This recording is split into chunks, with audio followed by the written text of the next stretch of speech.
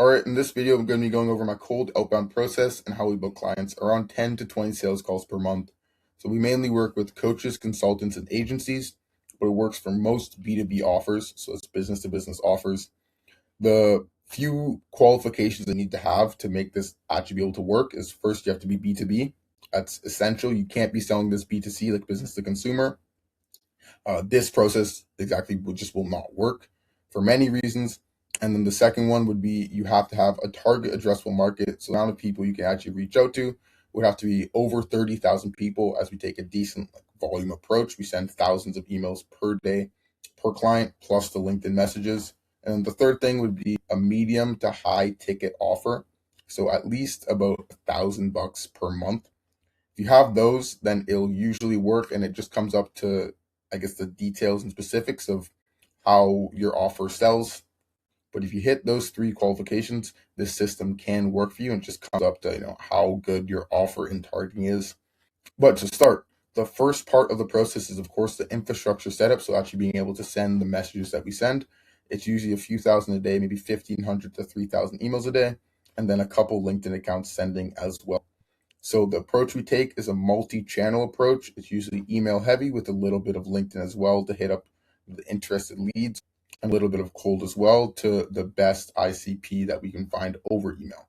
So if you think about it, email's like the machine gun, sort of hitting everything, and then LinkedIn's the sniper with a few shots, and the best leads that we find, we hit up on LinkedIn mainly. If you don't know how cold email works, we don't just blast a ton of emails from one email account. What we do is we buy what we call burner domains, which is just domains that are similar to your main business domain. So say your main domain is monkeybeach.com. We'll buy themonkeybeach.com, monkeybeachteam.com, or maybe monkeybeach.info. And then we'll create multiple email accounts under each of those domains. This is all for like spam and deliverability laws to make sure that the emails actually land in main inbox. And then as well, we set up Google and Microsoft inboxes, a mix of both, because inbox, like infrastructure diversification, helps a lot with deliverability as well. And the percentages change depending on who you're targeting and other factors like that. Then for the LinkedIn accounts, we use the client or the client team members' accounts. And if they are opposed to it, then we'll just buy some accounts and use those as well. And then we load all the infrastructure into our sending platform. So we use Dripify for LinkedIn and Instantly for email sending. That's just high level kind of how our infrastructure works. So MS and Google inboxes, and then some LinkedIn accounts as well. We used Instantly and Dripify. Then the second part is the lead list building. So building the list that we're going to send to is a huge thing, because you want to be sending to qualified prospects, and these are the people that will become your clients as a business. So we want to find the right and good people. There are two main databases that we source from. One is Apollo, which is one of the most commonly used databases, but rightfully so. It is very good, and most of the leads are found from LinkedIn. That's like where they get most of their leads from, to my knowledge. The second source we go to would be Google Maps, and that's just scraping the Google business profiles, Google Maps leads, and then you can enrich them and find their emails, their first name, company name, etc. The difference between the two is just the type of leads you're searching for. So Apollo are the leads that you would find on LinkedIn. So that's the leads that are going to be posting on LinkedIn and active on LinkedIn. So it's more like white collar. There's definitely a serious amount of overlap for the both. You'll find blue collar people on Apollo, white collar on Google Maps as well. But just the general rule to make it easier to conceptualize, Apollo will be the more white collar. There's more search filters you can use. It's a bit easier to find a specific type of lead. So this would be, so we go to Apollo for enterprise leads or coaches, consultants, agencies, SaaS, e-commerce brands. And then Google Maps would be mainly local service businesses, like local businesses. So these are leads, of course, found on Google. You can find more leads from Google Maps for the leads that you would be looking for on Google Maps, if that makes sense. So if you're looking for plumbers, the amount of plumbers you'll find on Apollo versus Google Maps is vastly different. So there's a serious delta there.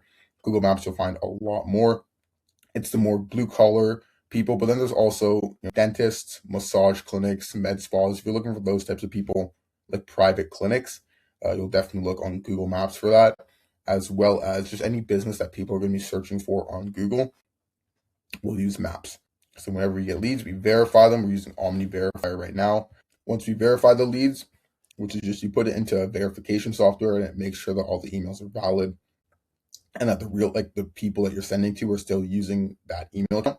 Once we do that, we'll put it into an LLM and we'll map the different segments of the list. So we'll ask it to like show us what type of leads the list has, because of course it's thousands to tens of thousands of leads we're scraping at a time. So we're not able to look through every lead and make sure that they're qualified or accurate.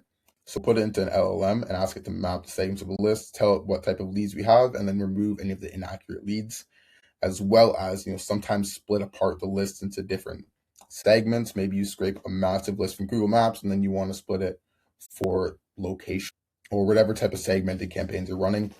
And then an angle that's been doing quite well recently is adding lead specific columns. So we asked the LLM to look into their keywords and their company website, LinkedIn, etc., and add lead specific niched keywords to use in the messaging. So let's say we're targeting plumbers. It will look at the website, and some of them would say, hey, we need you to help with water heater jobs, or we need you to help with some certain very specific type of plumbing service that someone offers.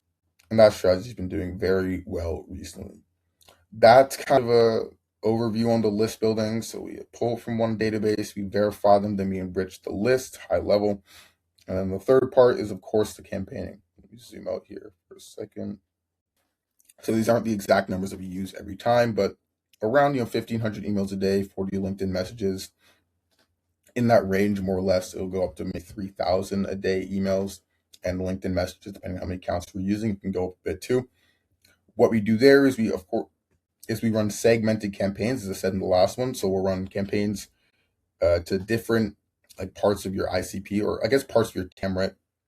So let's say you work with local service businesses and you run ads. You can probably work with roofers, maybe plumbers, maybe dentists as well. So we'll run those in separate campaigns, right? Campaign 1, 2, 3.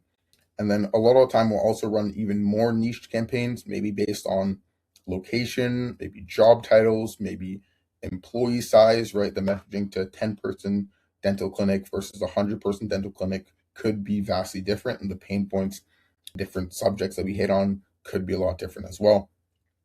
So we segment the campaigns into like relevant niches so that the messaging is actually built for the person we're sending to. It's a huge thing. So we're not just saying, hey, can I run your ads to like 100,000 different people? It'll be niche campaigns of a few hundred, a few thousand people, and giving relevant messaging to them. And then we run cold LinkedIn as well to these segmented campaigns, similar strategies, and those generate interested leads. Those generate the positive reply. Once we get a positive reply, the AI setter is replying to them within 90 seconds. So what the AI setter does is it analyzes the reply first. So it looks at its knowledge base. We do a custom knowledge base for every single client to make sure that it's representing the client properly. It's essentially just like an employee for the client, the same way you would train a new employee. It analyzes the reply and it looks at the knowledge base and then crafts a response based on the knowledge base and the reply and past replies and all that. And then it pings the Slack channel so the client has access to the Slack as well. So they see whenever interested replies come in, and then I see them as well.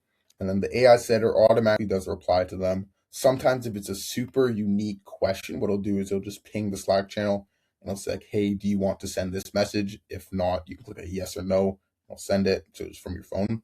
Or you can go no on reply to this manually, and then you can reply to custom, because sometimes people ask very, very specific questions, and of course AI can't always get that right. After that, so then that leads to book calls, which is the end result that we shoot for. And if the leads don't book right away, we put them into a subsequence. So that's like a follow-up campaign. So every lead gets put into a follow-up campaign, and every few days they get hit up with a reminder or a message or a follow-up just to try to get them to book again. And then lastly, we also, this is the main reason for the LinkedIn, we hit up all the interested leads from LinkedIn. So we hit up all the interested leads multi-channel on LinkedIn as well if they haven't booked. And that also leads to a higher lead to booking rate. So high level, that's how the outbound process works. We set up the infrastructure to be able to send the messages consistently and actually land in inbox with good deliverability. Then we build lists of your ideal customer profile to send the messaging to, and we campaign the messaging and split test, iterate, etc. And we have the AI setter to manage lead to booking and follow-ups and so on. And that's pretty much how it works. So if you want to learn how to run this, I mean, I have a ton of other videos on my YouTube. I post on X as well about how to like, set this up and run this properly and actually get results. There's a lot of nuance and little things that go into making this work. If you want me to implement the system into your business or you want to see if it would work for you, you can book a call wherever it is, or you can shoot me a message on Instagram, Twitter, LinkedIn, wherever with little questions you have to see if it's even worth entertaining a call or whatever. If your campaigns aren't conversion, you can also just send me a message and ask me, hey, I have this little problem, what's going on? And I'll just help you out because it's easy to do so. Otherwise, go book a call.